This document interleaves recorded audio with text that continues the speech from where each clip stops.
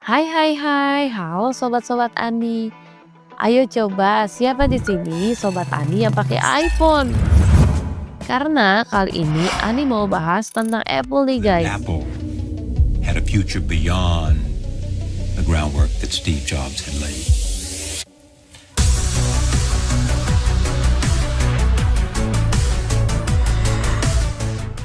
Jadi guys, tanggal 8 Januari 2025 lalu, perwakilan Apple datang ke Indonesia dan menemui Menteri Investasi dan Hilirisasi untuk bernegosiasi soal produk-produk iPhone.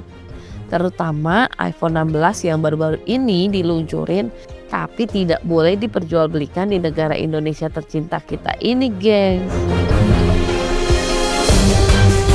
Nggak cuma itu, perwakilan dari Apple Nick Aman juga bernegosiasi untuk buat pabrik AirTag Apple di Batam awal 2026 nanti.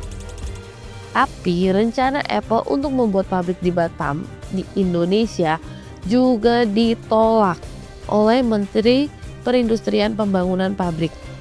Karena menurut PT AirTag Apple itu nggak mempunyai syarat, guys. 16 dari Apple belum bisa dijual di Indonesia karena masih dalam proses pengurusan TKDN yang menjadi salah satu syarat importasi telepon seluler tersebut. Dan nilai investasi Apple sebesar 16 triliun rupiah. Itu nggak sebanding sama keuntungan penjualan iPhone di Indonesia. Dengan ya, yang lengkap ya, 1 miliar ya, sebuah angka untuk Apple dibandingkan dengan 4 prinsip keadilan tadi dan dibandingkan dengan total sales Apple di Indonesia yang tercatat sekitar 32 triliun, itu angka 1 miliar terkecil. Sedangkan penjualan produk Apple di Indonesia tahun 2003 sampai 2024 itu ngeraup uang sebesar 56 triliun rupiah loh. Weh, ceritanya Apple nih mau modal dikit tapi untung banyak. Kalau cuma mau untung banyak mah Ani juga mau. Dan Agus Gumilang sebagai Menteri Perindustrian juga bilang kalau Apple belum melunasi hutang 10 juta dolar Amerika Serikat. Itu sudah merupakan karpet merah. Nah cuman setelah karpet merah itu diberikan, mereka masih punya utang, komitmen. Ini yang selalu kami tagih.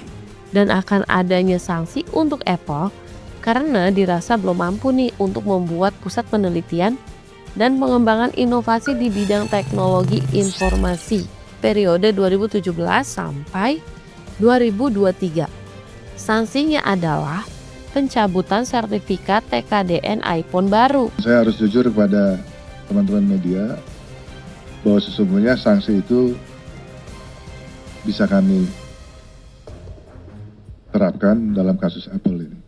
Di dalam sanksi itu di dalam Permen Perin 29 2017 pasal 59 itu disampaikan bahwa sanksinya bisa berupa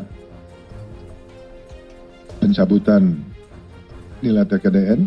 Gak cuma itu guys, iPhone juga terancam kena sanksi lain, yaitu sanksi penambahan modal investasi.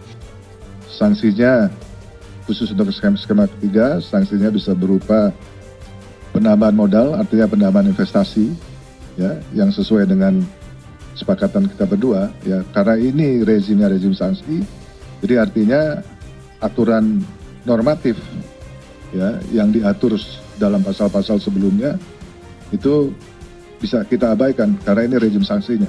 Pasal 59 itu berkaitan dengan sanksi. Yang tadi kami sampaikan sebetulnya kami sudah bisa apply sanksi tersebut kepada Apple, tapi kami tidak pernah lakukan. Sebenarnya Indonesia bisa aja sih langsung kasih sanksi ke Apple. Kenapa nggak langsung disanksi aja ya? Terlalu baik nih negara kita, guys. Tapi ya pantesan aja langsung ditolak izinnya untuk membuat pabrik, sama nggak boleh jualan iPhone 16 di Indonesia. Orang mereka aja masih punya utang, kok malah mau bangun pabrik. Kalau kata Ani mah mendingan lunasin dulu aja utang-utangnya. Baru deh Apple bikin pabrik. Gitu kan enak. Gitu aja kok repot. Lagian perusahaan sebesar iPhone, masa iya sih nggak bisa lunasin hutang-hutangnya? Bikin Ani bingung aja nih.